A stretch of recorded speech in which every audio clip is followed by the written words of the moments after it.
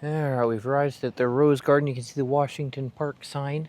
And one thing I like is coming this early in the morning. It's quiet and easy to find parking. And hopefully as we get down in here it will be cool in spite of the sunlight.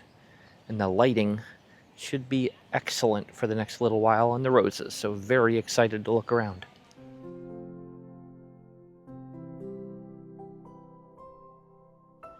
Too many directions, too many options.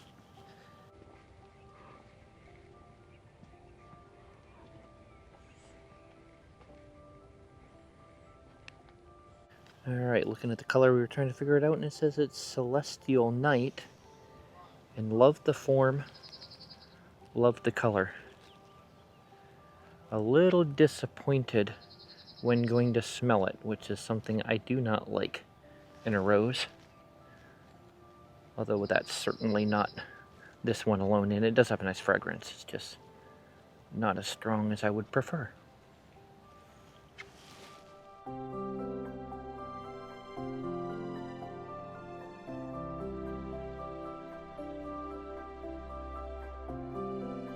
Alright, this is nice, this whole long row here.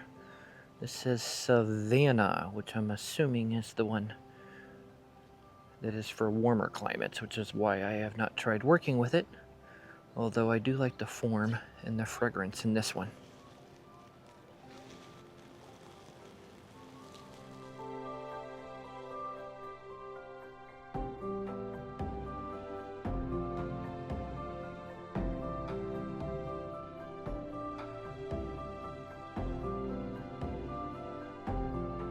Okay, the tag says this is James Austin. James L. Austin, whatever it said. And I've been wanting to see this rose and especially to smell it because I've heard very good things about it.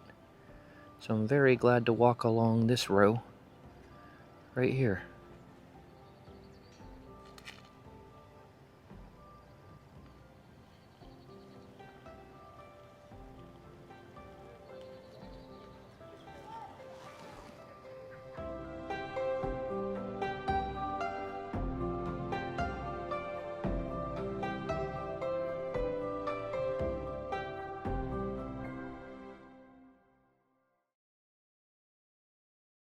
Okay, note to self, or you I suppose if you like fragrance in a rose, this is Bishop's Castle.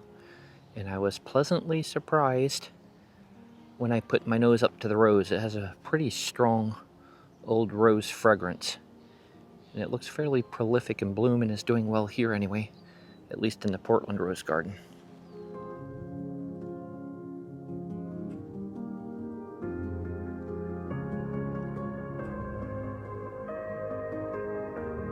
Alright, Madame Anisette. I have heard a lot of good about this rose, so I'm very glad to see it and to smell it.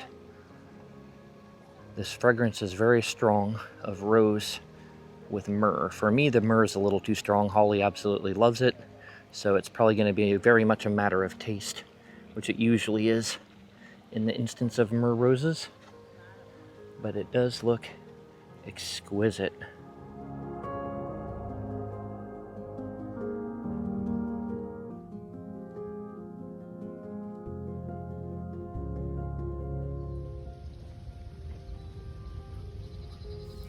And this exquisite beauty is Elizabeth, an English rose.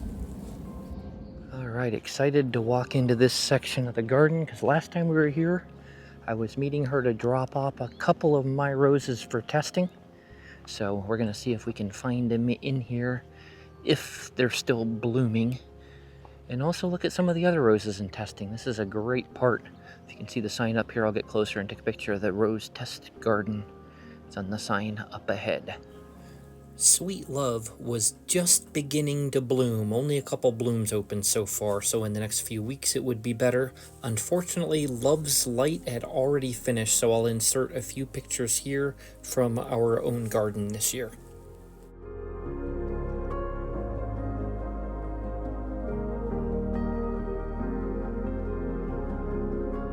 Okay, I haven't found a name tag on this one yet, but I do love the fragrance.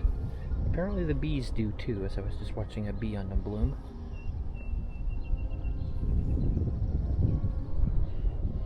just coming, some of the plants into peak bloom, some of them are getting really close to peak bloom here.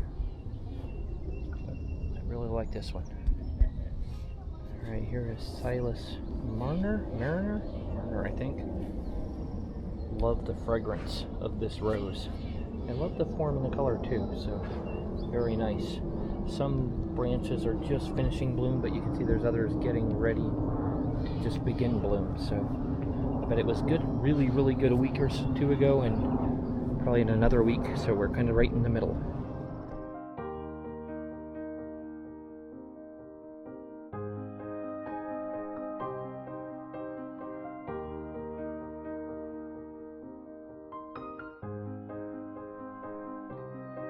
It says in the name tag, Princess Alexandra of Kent. One of our favorite English roses we've grown. This section's done already, but this next section still has quite a bit going on. But if you like kind of a mid-pink rose that has a warm tone, especially in the younger blooms, I'll take some pictures here to get up closer. They have a warm tone to them. But if you like the fragrance and the color, it's a great rose.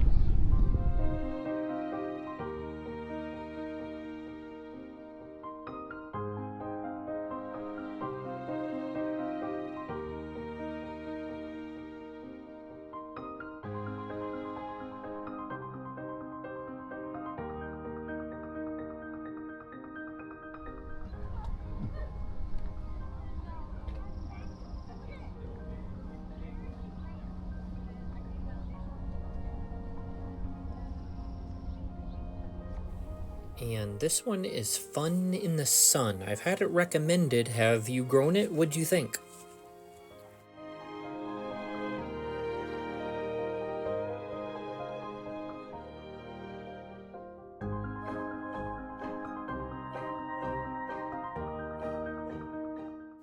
This is True Serenity, a rose I actually know nothing about, but I need to look into it because I am very impressed with the beauty of this rose.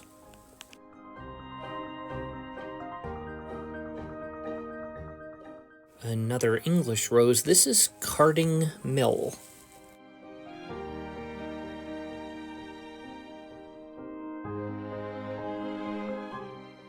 I believe this is Julia Child. Comment below if you agree or not.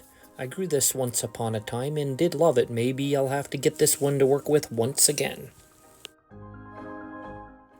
Also loved when I grew it once upon a time is Sweet Mademoiselle.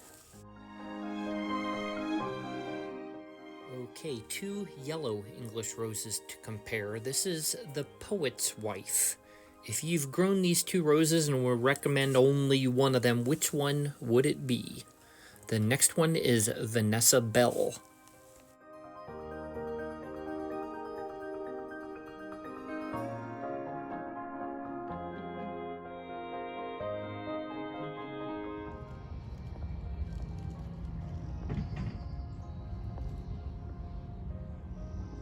And to add a more flamboyant option, this is Crazy Love. Which would you prefer?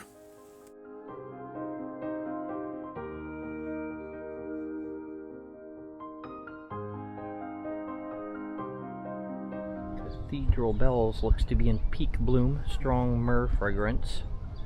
So I'd be curious to know if you like myrrh fragrance, or if you like a blend. Holly likes myrrh, but she likes it with other things like anise mixed in. But this is a beautiful rose.